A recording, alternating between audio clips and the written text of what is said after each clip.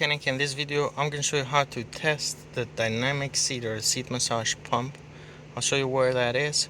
Now we're working on a S-Class W221 chassis, but procedure is going to be similar. So dynamic seats, some have just seat massage function, where you just get that, but dynamic seat means that when you go on turn, so you can have dynamic seats on, and then these lumbar supports support you, they get filled.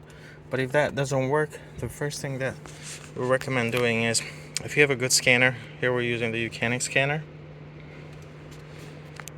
you would go to seats and doors and then scroll down to pneumatic pump for dynamic seats. Okay, and then you can see you're getting no communication.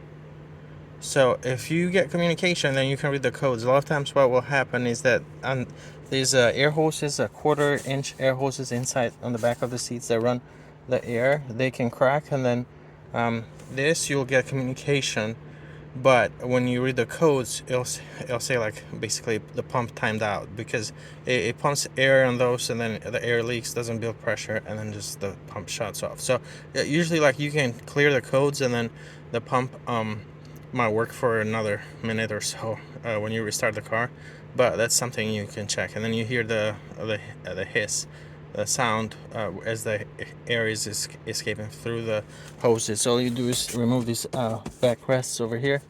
They have 2 screws on the bottom, and then these pulls down. But anyway, that's how you repress the hoses. We're gonna focus on the pump.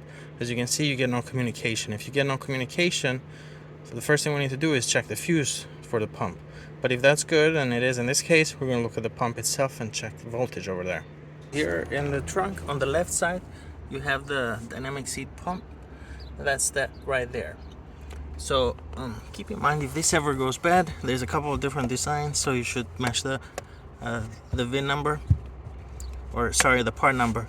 Now these typically don't require coding, but if the pump is brand new from the dealership, it might be disabled. In that case, it might require coding. But if you get a used one, then what will happen is you can just plug it in and it should work, because a used one is already activated. There's different things when it comes to coding, but a lot of these modules, when they are brand new, that they're just not activated at all, so they need the initialization of the module. So a used one would be good to go. So just match the part number. But let me show you how to test this.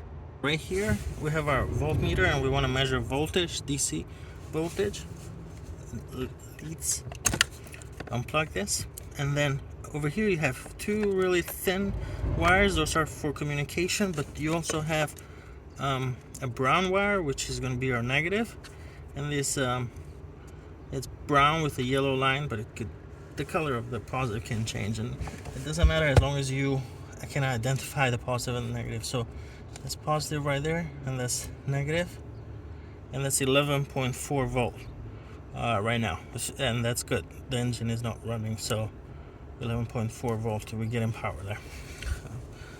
So this is getting power, but it's not communicating with our scan tool.